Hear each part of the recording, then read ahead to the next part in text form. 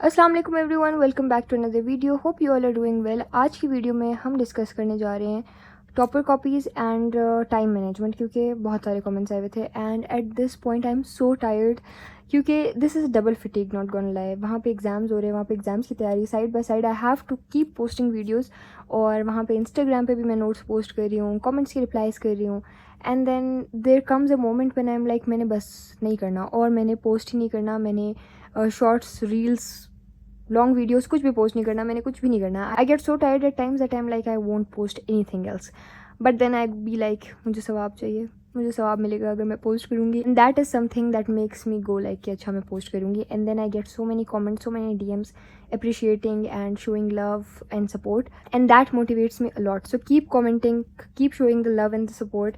It means a lot to me. I read every single one of your comments and thank you for all love and support. I am very honored.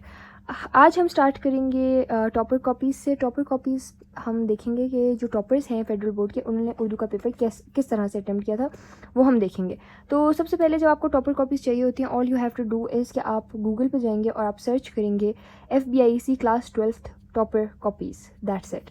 आपके पास यहाँ पे आ जाएगा सारा, open कर लेंगे आप इसको। फर्स्ट एनुअल 2025 पर आप क्लिक करेंगे, स्क्रॉल करेंगे, नीचे जाएंगे, आपको यहाँ पे टॉपर कॉपीज़ HSSC 1 नज़र आ रहा होगा। You will go to Urdu and यहाँ पे आप स्टूडेंट 1 क्लिक करेंगे, इसी तरह स्टूडेंट 2 क्लिक करेंगे एंड फिर स्टूडेंट 3।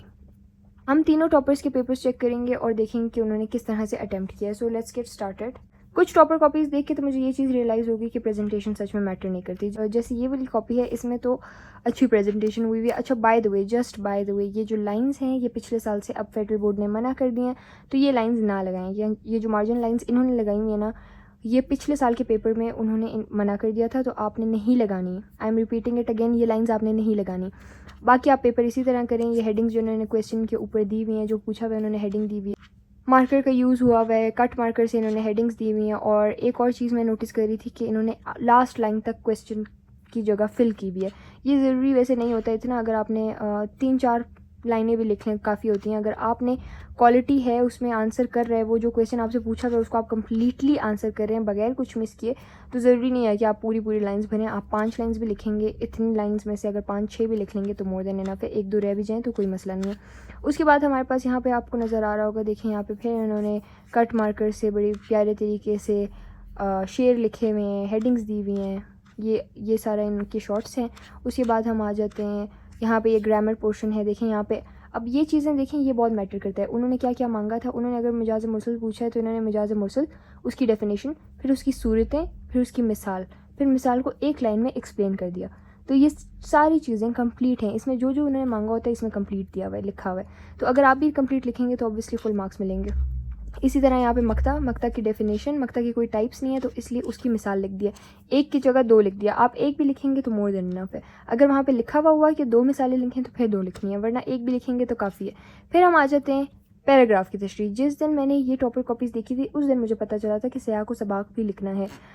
फर्स्ट ईयर में मुझे पता था एंड सेकेंड ईयर में I don't know how I forgot about it, but जब मैंने ये खोला था तो उसमें मुझे सियाक व सबाक नज़र आ गया था। तो I was like what is this. Then I remembered कि फ़र्स्ट ईयर में भी मैंने ये चीज़ सुनी हुई है और उसके बाद एवरीथिंग स्टार्टेड वो सियाक व सबाक वाला। अच्छा, पैराग्राफ की तशरीह में इन्होंने बहुत प्यारे तरीके से हेडिंग दी है, हवाला मतन की, सबक और मुसन्निफ़ का नाम। मुझसे कुछ लोग पूछ रहे थे कि अगर हमने मुसन्निफ़ का नाम और वो लिखना भी है तो हम हवाला मतन की हेडिंग दें। देखिए, अगर आप लिख ही रहे हैं तो फिर उसको प्रोमिनेंट करके लिखें ना, ताकि आपका जो पेपर चेकर है उसको पता तो चले कि आपने लिखा हुआ है।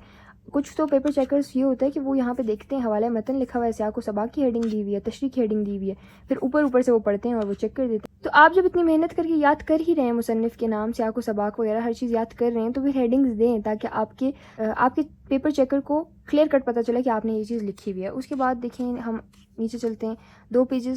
2 पेजेस गिवन हैं यहाँ पे तशरीह के। इन्होंने फर्स्ट पेज पे हवाला मतन, सियाक व सबाक और थोड़ी सी तशरीह यहाँ से स्टार्ट की है, एंड सेकंड पेज पे तशरीह और एक शेर लिखा हुआ है, एक शेर भी लिखा हुआ है। तो आपने भी शेर ऐड करना है, रेफरेंस शेर ऐड करने हैं। सारे तशरीह में रेफरेंस शेयर्स ऐड करने हैं, मजमून में भी रेफरेंस शेयर ऐड करना है। तहनीत नामा, दावत नामा, इन चीज़ों में शेयर नहीं होते। उसके बाद आ जाता है नज़म। नज़म वाले में भी इन्होंने नज़म की हेडिंग दी हुई है, फिर उसके बाद उन्वान, मतलब नज़म का नाम, शायर का नाम, फिर तशरीह स्टार्ट की हुई है। मफ़हूम हले लुगत वगैरह नहीं लिखा हुआ, तो आप भी अगर मफ़हूम हले लुगत स्किप कर देते हैं तो it's not a big deal, क्योंकि जब आप नज़म का नाम और शायर का नाम लिख देंगे तो उसमें भी बहुत अच्छा इंप्रेशन आ ही जाता है। उसके बाद ये देखें, ये तशरीह इन्होंने स्टार्ट की है, बीच में इन्होंने इसी तरह शेर लिखा है। अच्छा, शेर के कुछ लोग मुझे कहते हैं हम कंटिन्यूटी में लिख रहे हैं, तो नहीं, अगर आप यहाँ पे आपका पैराग्राफ यहाँ तक जा रहा है तो अगली लाइन से आप शेर लिखें, जहाँ आपका शेर ख़त्म होगा उसके बाद एक लाइन छोड़ें, फिर आपने अपना पैराग्राफ कंटिन्यू करना है। बीच में आपको पता तो चले कि शेर, फॉर एग्जांपल ऐसे देखें, यहाँ तक आपका पैराग्राफ चल रहा है, उसके बाद आपने एक लाइन छोड़ी, फिर आपने शेर लिखा, फिर आपने एक लाइन छोड़ी, फिर आपने स्टार्ट किया, ताकि थोड़ा गैप आए। ये लाइन साइड्स वाली नहीं लगानी। उसके बाद यहाँ पे देखें, थोड़ी सी लाइन इन्होंने इनमें छोड़ी हुई भी है, ज़रूरी नहीं है कि आप पूरा भरें। अगर इन्होंने आपको दिए हुए हैं 2 पेजेस, तो आप 1.5 या 1.75 पेज भी अगर भर लेते हैं तो इट्स मोर देन इनफ। थोड़ी लाइंस अगर रह जाएं वो इतना मसला नहीं होता। उसके बाद गज़ल वाला हिस्सा आ जाता है, तो यहाँ पे इन्होंने शायर का नाम लिखा है, फिर तशरीह स्टार्ट किया है, कोई मफ़हूम वगैरह नहीं लिखा। अगर इन्होंने टॉपर कॉपीज़ में ये दिया हुआ है तो इसका मतलब है कि इनको मफ़हूम लिखने ना लिखने से कोई प्रॉब्लम नहीं होगी प्रॉब्ली, तो ज़रूरी नहीं है कि आप मफ़हूम लिखें। अगर आपको आता है मफ़हूम तो लिख लें, it's not a bad thing, obviously impression अच्छा पड़ता है। तो यहाँ पे आपको नज़र आ रहा होगा 3 पेजेस दिए हुए गज़ल की तशरीह के लिए। तो यहाँ पे इन्होंने पहले शेर में सबसे पहले जो है ना, पहले शेर का एक्सप्लेन किया है। उसके बाद फिर हमारे पास आ जाता है दूसरा शेर। ये आपको देखें, यहाँ पे इन्होंने जब वो जो बंद दिया हुआ है ना, उसमें इन्होंने क्या किया कि पहले शेर को लिखा हुआ है, मतलब डॉटेड करके ही लिखा हुआ है, फिर उसकी तशरीह लिखी है। फिर सेकंड शेर डॉटेड करके लिखा हुआ है, उसकी तशरीह लिखी है। आपको इसकी ज़रूरत नहीं है, आप बस हेडिंग दे दें, शेर 1, शेर 2, शेर 3, दैट्स इट। या फिर आप अगर अपनी पहली लाइन में ये भी स्टार्ट ले लेना कि पहले शेर में शायर कहते हैं, फिर दूसरे शेर में शायर कहते हैं, तो वो एक्सप्लेन हो जाता है कि आपने अलग अलग करके लिखा है। ज़रूरी नहीं है कि आप ये डॉटेड करके शेर लिखें। देखिए यहाँ पे इन्होंने अगर सेकंड शेर की तशरीह ख़त्म कर दी है तो फिर इन्होंने ये जगह छोड़ के तीसरे पेज से ही तीसरे शेर की तशरीह की है, क्योंकि ये अलग अलग ही कंसिडर होते हैं। और आप थोड़ी ज़्यादा लिखें, अच्छा है कि आप मतलब 1-2 लाइनें छोड़ें तो ठीक है, गज़ल की तशरीह थोड़ी एक्सप्लेन फॉर्म में लिखें। उसके बाद हम आ जाते हैं नीचे, हमारे पास यहाँ पे इनकी आप बीती है, हमारी आप बीती नहीं है बाय द वे। उसके बाद फिर हमारे पास इनकी मज़मून आ जाता है। अब आप लोग को एक चीज़ आप लोग नोटिस करेंगे, बहुत बड़ी बड़ी हेडिंग्स दी हुई हैं मज़मून की, बहुत बड़ी हेडिंग है उन्वान की, जानबूझ के बड़ी हेडिंग्स दी गई हैं ताकि 8-9 लाइन्स तो इसी में कवर हो जाएँ। फिर उसके बाद पहला लिखा है, फिर लाइन छोड़ी है, फिर एक शेर लिखा है, फिर लाइन छोड़ी है, फिर पैराग्राफ लिखा है, फिर 3 लाइन्स छोड़ी हैं। मतलब जानबूझ के इस पेपर में मजमून वाले पोर्शन में लाइन्स छोड़ी गई हैं ताकि एंड तक इनका पेपर भर भी जाए और ज़्यादा लिखना भी ना पड़े। तो इन्होंने अच्छी खासी लाइन्स मिस की हैं और पेपर एंड तक भरा हुआ भी होगा। देखें, पेपर इन्होंने भरा है, पेपर इन्होंने भरा है। अब देखें, जब जितने पेपर्स आपको दिए हुए होते हैं ना, मतलब अगर आपको 4 पेजेस दिए हैं तो आप अगर 3 या 3.5 पेजेस लिख लें, इट्स मोर देन इनफ। अगर आपको किसी चीज़ के लिए 2 पेजेस दिए हैं तो आप 1.5 या 1.75 लिख लें, मोर देन इनफ। अगर आपको 3 पेजेस दिए हैं तो 2.5 लिख लें तो इट्स इनफ। लेकिन गज़ल को जो हिस्सा है ना, वो थोड़ा डिफरेंट सीन है, उसमें हर शेर का अलग सीन है, तो इसलिए उसमें तीनों लिखें। अगर तीनों पेजेस पे 2 तो 3 लाइन छोड़ें तो उसका मसला नहीं है। इसी तरह हम दूसरी टॉपर कॉपीज़ पे आ जाते हैं। ये माशाल्लाह बहुत ही हसीन राइटिंग है। मुझे इस पेपर को देखने के बाद यकीन हो गया कि फेडरल बोर्ड वाली प्रेजेंटेशन नहीं देखते, क्योंकि इस प्रेजेंटेशन पे तो मतलब हम अगर ऐसे पेपर लिखे तो हमारे टीचर तो हमें कहेंगे कभी भी आपको मार्क्स नहीं मिलने इस तरह की राइटिंग और प्रेजेंटेशन पे।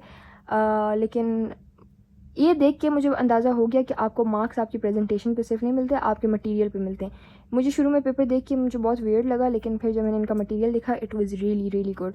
सो आप यहाँ पे देखें, यहाँ पे कट किया हुआ है, ब्लैंकों की जगह कट्स लगाए हुए हैं, फिर इन्होंने हेडिंग्स भी दी हुई हैं, मार्कर यूज़ किया है, अपनी तरफ से उन्होंने की है प्रेजेंटेशन, लेकिन ये उनकी राइटिंग ही ऐसी है। बस अगर आप ये एक चीज़ नोटिस करें कि राइटिंग जैसी भी है, पढ़ा जा रहा है कि क्या लिखा है। आपको जो है ना इस तरह की राइटिंग लिखनी है कि अगले से पढ़ा जाए कि आपने क्या लिखा है। इतना ज़्यादा अजीब छोटा छोटा नहीं लिखना कि अगले से पढ़ा ही ना जाए। अगर आप अगले से पढ़ा जा रहा है कि आपने क्या लिखा है, फिर ठीक है, आपकी राइटिंग जैसी भी है। उसके बाद अगर आप जाएँ, ये देखें, ये सारी इनकी हैं। अब इनका मैं आप लोग को वो दिखाती हूँ। जैसे मिजाज मुरसल की हम उस टाइम एग्जाम्पल की बात कर रहे थे, तो इन्होंने डेफिनेशन लिखी, मिसाल लिखी, मार्क्स पूरे। मक्ता डेफिनेशन लिखी, 1 मिसाल, 2 मिसाल, मेरे ख्याल से इस क्वेश्चन में 2 ही मिसालें पूछी थी, इन्होंने हर किसी ने 2-2 लिखी हैं। तो ये हो गया। उसके बाद आप आएंगे इक्तबास की तशरीह। इक्तबास की तशरीह आप अब इनका मटीरियल देखें, राइटिंग पर बिल्कुल नहीं जाना। सबक का नाम लिखा है, मुसन्निफ़ का नाम लिखा है, मफ़हूम लिखा है। मफ़हूम बेसिकली सियाक़ व सबाक़ की है। उसके बाद तशरीह लिखी है, तशरीह में शेर्स ऐड किए हैं, बहुत 3-4 शेर ऐड किए हैं, राइटिंग जैसी भी है, मटेरियल बहुत अच्छा है। उसके बाद नज़म वाला हिस्सा आ जाता है। नज़म का नाम लिखा है, शायर का नाम लिखा है, मफ़हूम लिखा है।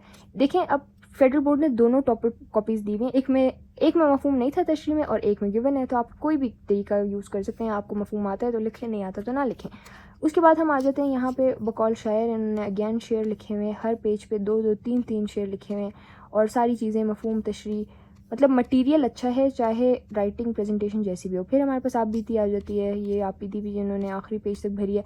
यहाँ पे आ जाता है मजमून। मजमून में इन्होंने रेफरेंसेस अच्छे खासे दिए हुए थे, यहाँ पे ये सारी इन्होंने रेफरेंसेस दिए हुए हैं। इरशाद बारी ताला, मतलब इन्होंने कुरानिक आयात भी दी हुई हैं, शेर भी दिए हुए हैं, विच इज़ रियली गुड। आप अगर आपको कुरानिक आयात उस चीज़ से रिलेटेड आती हैं तो ज़रूर लिखें। देखें यहाँ पे इन्होंने कुरानिक रेफरेंसेस काफ़ी दिए हुए हैं और शेरी रेफरेंसेस भी दिए हुए हैं। तो ये आपको सारा नज़र आ रहा होगा कि इन्होंने बहुत सारे रेफरेंसेस दिए हैं और आखिरी लाइन तक लिखा है। तो मटेरियल बहुत अच्छा है। मजमून को 4 के 4 पेजेस आखिरी लाइन तक लिखना कोई आसान काम नहीं होता और इन्होंने शुरू में बहुत ज़्यादा लाइंस वेस्ट भी नहीं की, थोड़ी सी की हैं। तो मतलब इन्होंने बहुत ज़्यादा मटेरियल लिखा है इस मजमून में।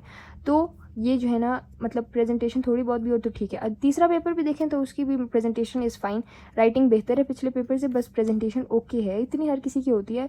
और ये जो है ना, अगेन मटेरियल बहुत अच्छा है। मैं इनका भी देख रही थी, इन्होंने भी मटेरियल बहुत अच्छा लिखा है। हम आ जाते हैं इसके, यहाँ पे देखिए मिजाज मुरसल और फिर उसकी मिसाल को थोड़ा सा एक्सप्लेन, फिर उसके बाद मक्ता की मिसाल, उसके बाद हमारे पास आ जाता है, ये देखें इन्होंने फिर ये पैराग्राफ की तशरीह की है। यहाँ पे हवाला मतन बहुत अच्छे तरीके से मेंशन किया है, सबक का नाम, मुसन्निफ़ का नाम, और इन्होंने तो सिन्फ़ अदब भी मेंशन किया है कि ये जो लिया गया है ये मजमून था, ड्रामा था, अफसाना था, क्या था।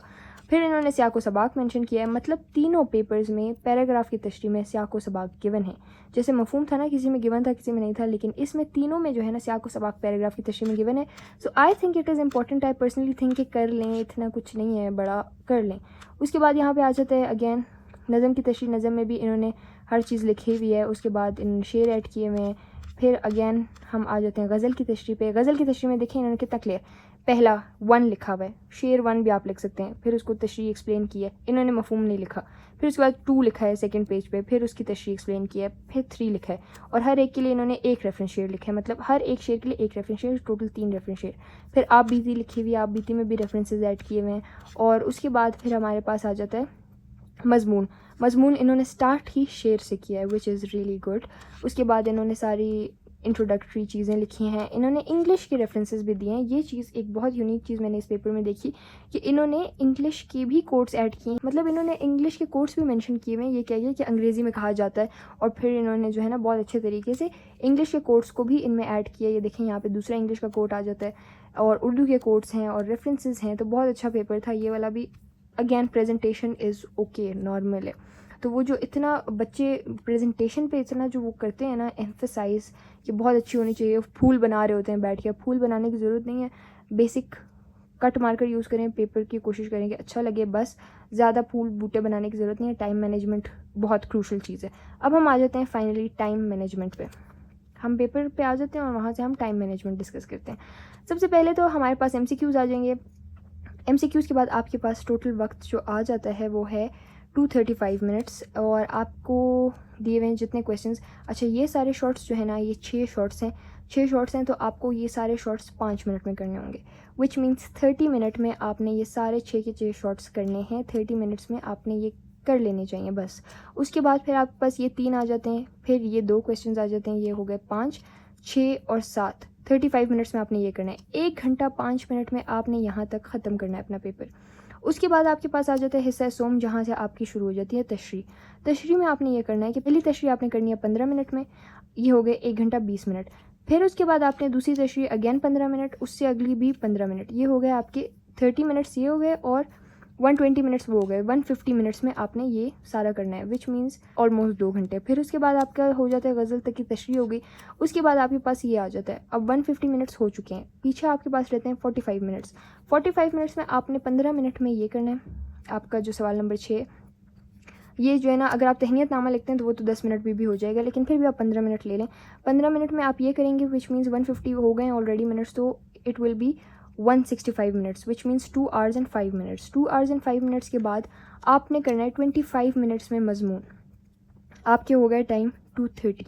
अब 5 मिनट पीछे बचते हैं, वो 5 मिनट सिर्फ ऊपर नीचे होने के लिए, किसी क्वेश्चन में 1 मिनट ज़्यादा चला जाए, किसी क्वेश्चन में 1 मिनट कम चला जाए। 5 मिनट का एक छोटा सा ब्रैकेट है एंड में, ताकि अगर टाइम थोड़ा ऊपर नीचे हो जाए तो वो 5 मिनट का ब्रैकेट हो आपके पास।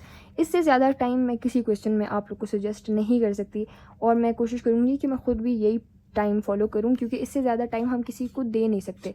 हमारे पास बहुत लिमिटेड टाइम है, हमारे पास 2 आवर्स 35 मिनट्स हैं एंड हमारे पास क्वेश्चंस बेइंतहा हैं। तो शॉर्ट क्वेश्चंस हमें 5 मिनट में ही करने होंगे, इससे ज़्यादा हमारे पास टाइम नहीं है। So it for today's video. इसमें सारी टॉपिक कॉपीज़ भी डिस्कस हो गई हैं, टाइम मैनेजमेंट भी डिस्कस हो गई है। I hope this was helpful. Remember me and my family in your prayers. See you all in the next one. Till next time, अल्लाह हाफिज़ एंड बाय बाय।